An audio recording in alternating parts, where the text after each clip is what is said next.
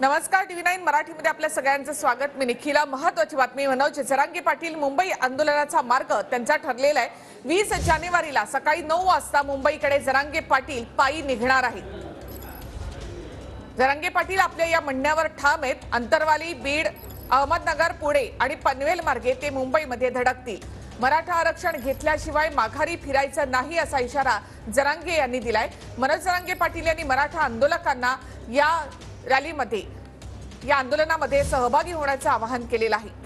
मुंबईतून आरक्षण घेऊन येणारच अथवा मरण पत्करेन असा निर्धार जरांगे पाटलांनी केलाय। अंतरवालीतून 20 जानेवारीला सकाळी 9 वाजता निघणार। शहागड मार्गे गेवराई म्हणजे बीड जिल्ह्यात आपण प्रवेश करतो, जालना जिल्ह्यातून पाडळशिंगी मार्गे मादळमुई, तांदळा, मातोरी, खरवंडी मार्गे म्हणजे आपण बीड जिल्ह्याच्या हद्दीतून नगर जिल्ह्याच्या हद्दीत जातोय आपण। पाथर्डी, तिसगाव, करंजी घाट मार्गे अहमदनगर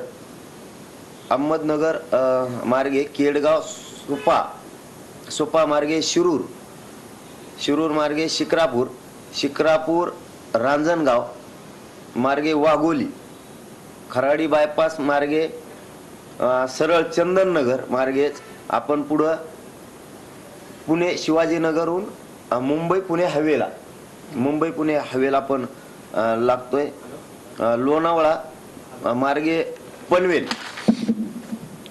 पनवेल मार्गे आपण वाशी, चेंबूर मार्गे आझाद मैदानला जातो। तुमच्या गाडीत उदाहरणार्थ 10 लोक आहेत, तुमच्या ट्रॅक्टर मध्ये म्हणा, टेम्पोत म्हणा, तुमच्या पिकअप मध्ये म्हणा किंवा तुमच्या ट्रक मध्ये तुमची काय वस्तू असेल, टमटम असेल किंवा तुमची 4 व्हीलर गाडी असेल, तिची मागची सीट काढून टाका।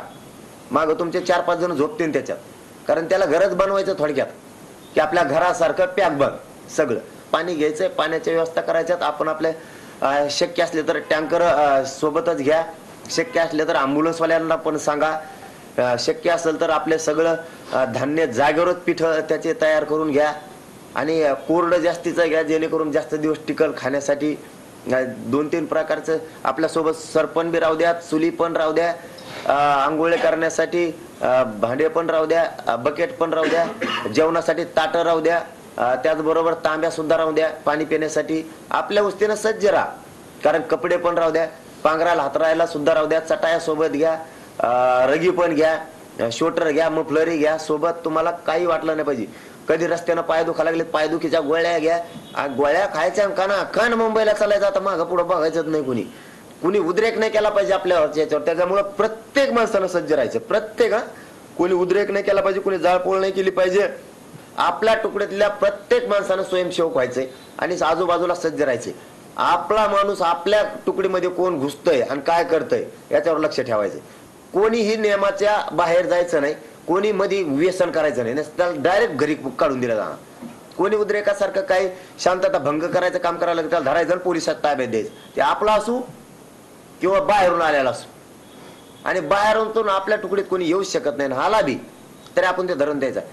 पण सध्या एकच फोकस, एकच ध्येय, मुंबईकडे कूच करायची।